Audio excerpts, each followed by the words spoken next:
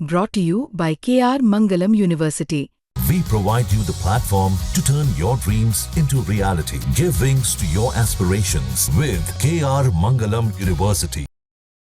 तो जब मीटिंग होगी तो जो लोग ये गद्दार ये समझते थे कि भाई हम मीठी मीठी बातें करके और पर्यवेक्षक जी को इन्फ्लुएंस करके उनके आगे अपना इम्प्रेशन क्रिएट करके उन्हें वापस दिल्ली भेज देंगे, तो ये कतई नहीं होगा। जो कांग्रेस के अंदर गद्दार बैठे हैं, जिन्होंने पार्टी का सौदा कर दिया, अपना ईमान बेच दिया, उनकी बात क्यों नहीं रखेंगे? और किस लिए भेजा है राहुल जी ने? देखिए, नाम ऐसा है कि जो चोर है वो जानता है। मैं तो कहती हूँ कि अगर हमें मौका मिले तो हम गद्दार के माथे पे लिख देंगे, ये गद्दार है, ये चोर है। कांग्रेस अपने संगठन को रिवाइव करने के लिए लगातार प्रयास कर रही है और इसी के चलते अब कांग्रेस जो है संगठन सृजन अभियान चला रही है। हर जिले में अभियान चल रहा है और इसी के चलते फरीदाबाद में भी इस अभियान की बैठक शुरू हुई और इस दौरान जो बल्लभगढ़ से कांग्रेस की प्रत्याशी रही पराग शर्मा, उन्होंने अपना जो मुखर बयान दिया जो कि पूरी चर्चा का विषय बन गया, वायरल हो गया ये बयान। हमारे साथ इस समय मौजूद हैं पराग शर्मा, खुद जानते हैं उनसे कि ये बयान देने के पीछे क्या वजह रही। पराग, बताइए। सबसे पहले तो मैं सचिन जी आपका धन्यवाद करती हूँ कि आपने कांग्रेस पार्टी की बात रखने के लिए अपना प्लेटफॉर्म हमें दिया है। और जैसा कि हम सब जानते हैं, संगठन सृजन अभियान ये जो साल है 2025, ये हमारे कांग्रेस के राष्ट्रीय अध्यक्ष मल्लिकार्जुन खड़गे जी ने इसे संगठन का साल के नाम से दिया है कि इस साल हम हर प्रदेश में, पूरे देश में अपने संगठन को मजबूत करेंगे। उसी कड़ी में हरियाणा में संगठन सृजन अभियान की शुरुआत हो चुकी है। पिछली 10 तारीख को जिला स्तर पे मीटिंग हुई जिसमें कांग्रेस के वरिष्ठ नेता और लोकसभा के सांसद मानिकम टैगोर जी यहाँ पे पर्यवेक्षक बन के आए हैं और उन्होंने मीटिंग ली। उसी के कड़ी में जिस तरीके से कल किसान भवन में मीटिंग हुई, तो वहाँ पर देखिए, हम लोग हैं संगठन के लोग, हम NSUI में अपना जीवन दे चुके हैं, यूथ कांग्रेस में हम अपना योगदान दे चुके हैं और उसके बदले पार्टी ने भी हमें हर पद पे नवाजा है। तो अब जब बात आती है पार्टी को बचाने की, तो देखिए, दो टूक बात है। हम हैं अपने नेता राहुल गांधी के सिपाही। हम बात करेंगे वो जो हमारे नेता करेंगे। हमारे नेता की पुरजोर कोशिश है, दिन रात वो मेहनत कर रहे हैं कि हम पार्टी में संगठन को मजबूत करें। उन्होंने गुजरात में, अगर आपको याद हो, एक बयान दिया था कि हमारी पार्टी भी गुजरात से ही स्थापित होनी शुरू हुई थी। महात्मा गांधी जी और हमारे सरदार वल्लभ भाई पटेल जी, ये हमें गुजरात ने ही दिए हैं। वहीं से RSS और BJP का भी नाता है। लेकिन आप ये समझिए, उन्होंने अपने जो ये अपना स्पीच था उसमें एक बात कही थी कि कुछ लोग अपने फ़ायदे के लिए BJP से सांठगांठ करके रखते हैं, वो कांग्रेस में रहते हुए BJP के लिए काम करते हैं, उनका एजेंट बन के, और हमें इस संगठन सृजन अभियान के द्वारा उन्हीं लोगों का सफाया करना है पार्टी से। बस मैंने इतनी बात बोली है पार्टी प्लेटफॉर्म पर। विधानसभा चुनाव को लगभग 8 महीने का वक्त गुजर गया, तो इससे पहले सुना नहीं गया आपको या कोई मंच नहीं मिला कहने के लिए? देखिए, ऐसा है, मेरे को देश भर की मीडिया ने अप्रोच किया था अपनी बात रखने के लिए, लेकिन मैं समझती हूँ कि ये मेरे पार्टी का इंटरनल मैटर था। और ये बात जब हमारी कोई भी मीटिंग्स हुई हैं, जो भी कोई पर्यवेक्षक आए हैं उसके बाद चुनावों के बाद, वहाँ भी मैंने मुखर तौर पे रखी है। लेकिन जब बात आएगी फरीदाबाद की, तो जब मीटिंग होगी तो जो लोग ये गद्दार ये समझते थे कि भाई हम मीठी मीठी बातें करके और पर्यवेक्षक जी को इन्फ्लुएंस करके उनके आगे अपना इम्प्रेशन क्रिएट करके उन्हें वापस दिल्ली भेज देंगे, तो ये कतई नहीं होगा। कि हमें तो हमारे नेता ने लड़ाई लड़ना सिखाया है। जब हम भारतीय जनता पार्टी के खिलाफ लड़ाई लड़ रहे हैं, तो हम जो कांग्रेस के अंदर गद्दार बैठे हैं, जिन्होंने पार्टी का सौदा कर दिया, अपना ईमान बेच दिया, उनकी बात क्यों नहीं रखेंगे? और किस लिए भेजा है राहुल जी ने? राहुल जी ने उन्हें भेजा ही इसलिए, और सिर्फ फरीदाबाद जिले में नहीं, पूरे प्रदेश में, पूरे देश में। अभी जिस तरीके से गुजरात में ये प्रक्रिया पूरी हो गई, अब ये इधर मध्य प्रदेश और हरियाणा में चल रही है, इसके बाद और स्टेट्स में जाएंगे। संगठन इतना मेहनत कर रहे हैं हमारे नेता संगठन को खड़ा करने के लिए, वहीं ये गद्दार तो फिर वही बैक टू पवेलियन ले आएंगे, वो आगे लेके जाएंगे, ये पीछे लेकर आएंगे। इनका काम क्या है? दलाली करने का काम है। इन दलालों का ही सफाया करना है पार्टी से। कर दिया। कुछ नाम लेना चाहेंगे?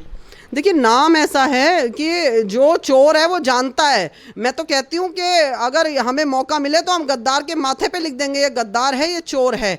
लेकिन कुछ प्रोटोकॉल्स होते हैं पार्टी के, और हमारे, अगर आपने देखा होगा कल हमारे जो पर्यवेक्षक हैं उनके स्पीच में वो मेंशन्ड है, उन्होंने क्लियर कर दिया है कि जिन लोगों ने पार्टी को नुकसान किया है, पार्टी के साथ धोखा किया है, लोकसभा विधानसभा चुनाव में पार्टी कैंडिडेट्स को नुकसान पहुंचाया है, उन्हें किसी भी तरीके से कंसिडर नहीं किया जाएगा, चाहे वो हंस के आके बात कर लें, चाहे वो कोई और काम कर लें। लोकसभा चुनाव को करीब करीब साल भर का वक्त हो गया और विधानसभा 8 महीने हो गए, लेकिन क्या लगता नहीं कि कांग्रेस की प्रक्रिया बड़ी धीमी है? अगर आप कहें कि जिन लोगों ने पार्टी के साथ धोखा दिया उनको भी, उनके खिलाफ कार्रवाई करने की भी बात है तब भी। देखिए सचिन जी, मैं एक बात समझती हूँ कि पार्टी अपने हिसाब से काम करती है और संगठन एक बहुत महत्वपूर्ण जिम्मेदारी है, एक नींव है, वो फाउंडेशन है जिसके ऊपर इमारत खड़ी होगी। तो 11 साल से तो संगठन नहीं है, ये बात तो हम सब जानते हैं।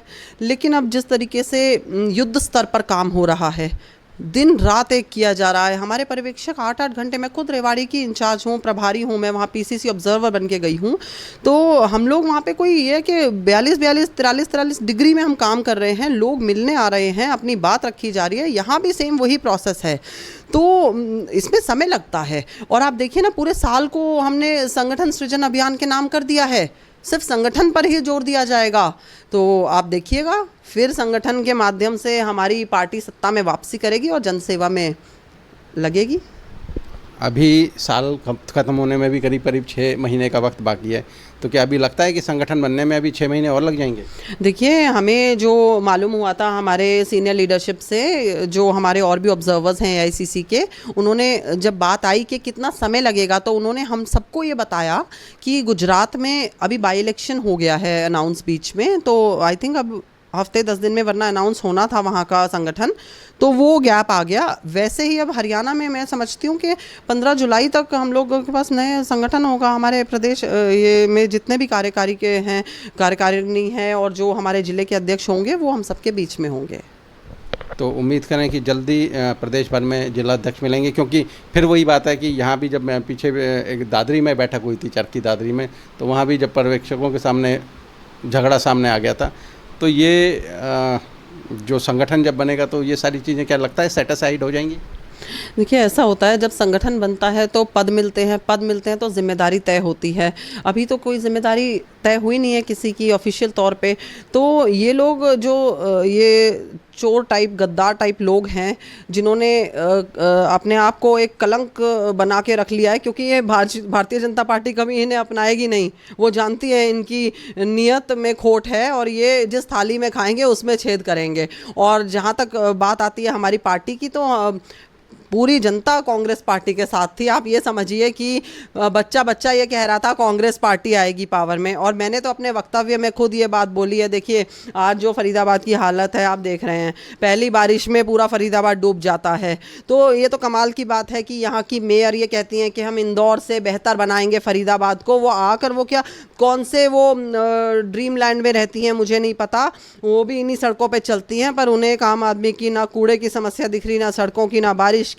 तो ये बड़े दुख की बात है, बड़ा दुर्भाग्य है ये फरीदाबाद का। अब बात करते हैं ऐसे लोगों की, भाई जो यहाँ पे आती आती पार्टी को वापस लौटा देते हैं। तो अब हम तो सफाई पे लगे पड़े हैं और इनका सफाया निश्चित है, ये किसी मुगालते में ना रहे। इनका तो पूरे जो रिपोर्टिंग है वो war room, national war room से, वो हमारे पर्यवेक्षकों के पास है। और मैं तो कहती हूँ कि इन्हें अप्लाई भी नहीं करना चाहिए था, पर करा तो बहुत अच्छी बात है कि डिसीजन तो लीडरशिप लेगी। Thank you. तो उन लोगों ने अप्लाई भी किया है जो आप कह रही हैं? हाँ जी, अप्लाई किया है। और कोई, मैं तो बल्कि हम लोग समझते हैं कि एप्लीकेशंस तो ओपन एप्लीकेशंस हैं, कोई भी अप्लाई कर सकता है जिसकी मिनिमम एज 35 साल है। लेकिन बात ये आती है कि डिसीजन तो हमारे संगठन का होगा, हमारे लीडरशिप। और एक बात तो बिल्कुल तय है कि जिसको लीडरशिप का फैसला मंजूर नहीं है, उसके लिए पार्टी छोड़ के जाने के दरवाजे भी खुले हैं। अच्छा, आपने लगातार वही बात कही कि पार्टी में विभीषण हैं, गद्दार हैं। कुछ लिखित नाम भी दिए हैं क्या आप? बिल्कुल मैंने दिए हैं, चाहे वो महिलाएं हैं चाहे पुरुष। ये जो मंडली बना के बैठते थे और बीजेपी वालों के साथ सांठगांठ करते थे, ये कुछ लोग भूल जाते हैं कि जो भी व्यक्ति चुनाव लड़ता है उसको सब खबर होती है। और सबसे बड़ी बात होती है, देखिए मेरे साथ तो क्या किया, मैं कहती हूँ ये तो जनता के गुनहगार हैं ये गद्दार। इन गद्दारों की वजह से आज जो यहाँ पे स्टेडियम बनते, स्कूल बनते, कॉलेज बनते, सौगात आती, तो वो सब ख़त्म कर दिया ना इन्होंने। ये जनता के गुनहगार हैं। मेरा तो क्या है, मैं फिर मेरी पार्टी मुझे कहीं एडजस्ट करेगी, कोई जिम्मेदारी देगी तो मैं तो सर माथे पे लेकर अपनी पार्टी को सेवा करूँगी पार्टी की।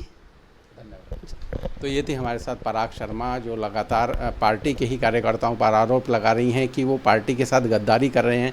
उन्होंने ये भी कहा कि लिखित रूप से शिकायत भी दी गई है, और सबसे बड़ी बात की उन्होंने कहा है कि वो लोग जिन्होंने पार्टी के साथ गद्दारी करी उन्होंने नॉमिनेशन किया है अध्यक्ष बनने के लिए, जिला अध्यक्ष बनने के लिए, क्योंकि जो अभियान जारी है कांग्रेस का, तो वो लगातार मुखर हैं और अपनी बात रख रही हैं। उनका कहना है कि जल्द ही पार्टी ऐसे लोगों के खिलाफ एक्शन लेगी और जल्द ही जो प्रदेश में जिला स्तर पर संगठन पुनः स्थापित होगा। हरियाणा तक के लिए फरीदाबाद से सचिन गौड़।